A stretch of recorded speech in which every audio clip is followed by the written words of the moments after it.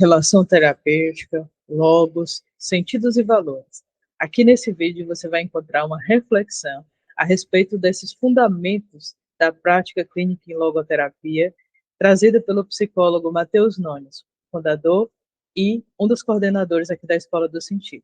Desde já eu peço que você deixe seu like, se inscreva aqui no nosso canal, ative o sininho das notificações e vem com a gente refletir a partir de um texto do livro Um Sentido para a Vida, a respeito da clínica logoterapêutica em seus fundamentos basilares. Vamos ao vídeo. Antes de pensar, enquanto logoterapeutas, em técnicas, em teorias, em conceitos, a gente tem que estar muito afiado, atento a essa metodologia fenomenológica e existencial também de considerar essa coexistência, essa co-construção dentro de um processo e um solo dialógico que permite que o encontro existencial ele se torne possível de acontecer. E com isso há uma abertura, há uma reciprocidade, há uma compreensão assertiva das possibilidades que se desvelam ali. Possibilidade de compreensão do outro, possibilidade de intervenção a ser feita. E isso tudo não é tão simples quanto às vezes a gente acredita, tal como também naquela fórmula que o Frankl compartilha do X mais Y. Eu brinco dizendo assim, parece muito óbvio, né? Matheus, o Frankl fala aqui dessa fórmula, X mais Y, se a gente entra ali numa sala de psicoterapia, tem o X mais Y ali conversando, né? O terapeuta e o psicólogo, mas o quanto esse X está sendo considerado, o quanto esse Y está sendo considerado, o quanto eles estão em diálogo, o quanto eles estão participando, e aí entra a sequência do texto que eu não vou ler para não ficar muito grande, mas que fala que existe um emissor, uma pessoa que emite uma mensagem dentro de uma relação e comunicação, existe aquele que recebe essa mensagem, e não só isso, mas além de considerar a mim, enquanto pessoa que emite, o outro, enquanto pessoa que recebe, eu também preciso considerar o logos, aquilo que está entre, aquilo que está sendo comunicado, aquele objeto, aquele conteúdo intencional, aquilo que faz parte do que é significativo para mim e se torna significativo para nós dentro de um processo. E muitas vezes, ao desconsiderar o outro, por consequência da desconsideração do outro, da coisificação do outro em termos de metodologia, de foco, de escolhas do terapeuta, eu acabo desconsiderando, por consequência, esses objetos de intencionalidade que tem tudo a ver com o mundo do logos, do que é valoroso, do que é possibilidade de encontrar um sentido na vida daquela pessoa, certo? E aí, seguindo, a gente vai agora para a leitura da página, do final da página 69, e para ler um pouco mais, de uma forma mais extensa, a página 70 e o começo da 71, que fala o seguinte: o que é verdadeiro para a linguagem, que essas questões de emissão, recepção e do logos, né, do conteúdo, o que é verdadeiro para a linguagem também vale para a coexistência e o encontro, visto que, nesse caso, o terceiro aspecto da comunicação interhumana e interpessoal deve, do mesmo modo, ser considerado e tido na devida conta. E esse aspecto levou a fenomenologia, dentro das linhas de Brentano e Russell, a cunhar a expressão objeto de referência intencional. E todos os objetos intencionais potenciais tomados juntos, todos aqueles objetos aos quais a linguagem refere-se, todos aqueles objetos que são significados pelos dois sujeitos que se comunicam entre si, formam um conjunto estruturado, um mundo do significado, e é esse cosmo dos significados que pode ser convenientemente chamado o logos. Disso, podemos ver que qualquer psicologia que excluir os significados corta o ser humano fora de seus objetos de referência intencional e, por assim dizer, castra-se a si mesmo. Uma psicologia que é digna de seu nome deve pagar o tributo devido ambas as partes desse nome, o logos e a psique.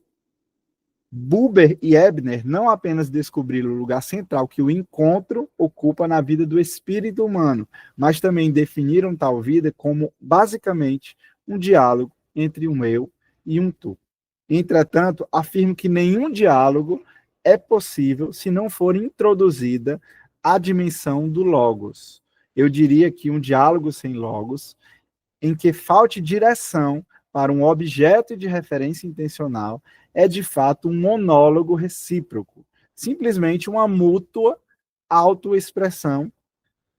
Foi perdida aquela qualidade de presença humana que eu denominei de autotranscendência, indicadora do fato que o homem significa essencialmente pôr-se em relação e estar voltado para qualquer coisa diferente de si. A intencionalidade dos atos cognitivos, que sempre foi muito enfatizada pela escola fenomenológica do pensamento, constitui apenas um aspecto do fenômeno humano mais abrangente, que é a autotranscendência da existência humana. Um diálogo que fica restrito somente na autoexpressão não participa da qualidade de autotranscendência que é própria da realidade humana.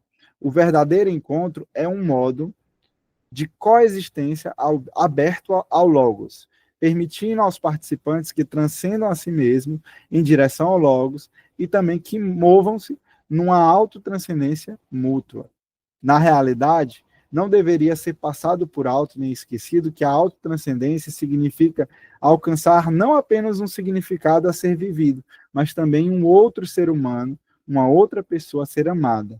Certo, o amor vai além do encontro, pois que este último está situado em nível humano, enquanto o primeiro, o amor, atinge o nível pessoal. O encontro, no sentido mais amplo do termo, leva-nos a compreender a humanidade do parceiro, enquanto o amor permite-nos a mais conhecer sua essencial unicidade. Essa unicidade é característica constitutiva da personalidade. A autotranscendência, ela está igualmente implicada, seja quando o homem transcende a si mesmo ao buscar um significado, seja quando acontece o encontro de amor. No primeiro caso, está envolvido um logos impessoal. No segundo, um pessoal. Um logos, por assim dizer, encarnado no outro. Né? E aí, muitas informações. Talvez uma coisa que a gente pensa é que o texto começa um pouco mais simples, né? E depois ele ganha uma certa profundidade. Mas ele aborda aqui, vale lembrar, né, que o texto ele remete a uma crítica que Frankl faz por participar de certos movimentos lá da psicologia humanista, e ele viu que algumas metodologias, né, que algumas dessas propostas humanistas se utilizavam, elas acabavam sendo algo muito pobre, porque era algo que se limitava a somente essa autoexpressão, como, por exemplo, colocar toda a sua raiva e encher no balão para que você possa se sentir aliviado ao estourar o balão, ao fazer essa proposta. Mas, no final das contas, nada é trabalhado, nada de significativo é elaborado, acaba sendo algo, uma técnica, uma forma de se olhar para a situação que é empobrecida, é insuficiente. E o logos é desconsiderado, e, portanto, é desconsiderado o outro também dentro desse processo. E a logoterapia, né, pelo contrário, ela visa muito mais do que somente um encontro. Ela visa um encontro que está pautado numa vivência do sentido, numa vivência de uma autotranscendência, de algo que nos convoca e nos permite, dentro dessa metodologia, a nos humanizar e nos aproximar daquilo que há de mais autêntico, enquanto valoroso, né? Enquanto convocação existencial para as nossas vidas. Então, a vivência de um encontro é algo fundamental, mas que sempre tem que estar pautada numa ideia de intencionalidade e de algo que nos destaca enquanto existência, em algo que nos ao qual nós somos dirigidos em particular, e para isso vem também a proposta de um diálogo, de uma metodologia clínica, logoterapêutica, que permite sair de um lugar de suposto saber, ou de um lugar extremamente tecnicista, ou que tudo interpreta, né? Tudo que olha para o outro, que é o primeiro tema do aprofundamento temático, foi sobre a diferença de análise essencial e análise da existência, de a gente não olhar para o outro somente como um objeto a ser analisado. Aí eu enquanto terapeuta, dizer sobre ele, mas, pelo contrário, a co-construir, a compreender esse processo e, nessa compreensão, ir trilhando um caminho onde somos capazes de aprender essas possibilidades de caminhos de sentido para a vida do outro. Então, pessoal, espero que você tenha gostado dessas reflexões que o Matheus está trazendo. Como eu dizia no começo do vídeo, são reflexões fundamentais para que a gente possa pensar na prática clínica e desenvolvê-la e desdobrá-la em técnicas, em recursos. Você viu aí no texto do Viktor Frankl, né? O quão importante é a presença do logos. Então, muitas vezes a gente exalta muito o tema da relação terapêutica, que é fundamental, a relação que se estabelece qualitativamente entre terapeuta e cliente, terapeuta e pessoa sendo acompanhada, é importantíssima, é fonte para que a gente possa desenvolver a nossa metodologia fundamentada na fenomenologia, né?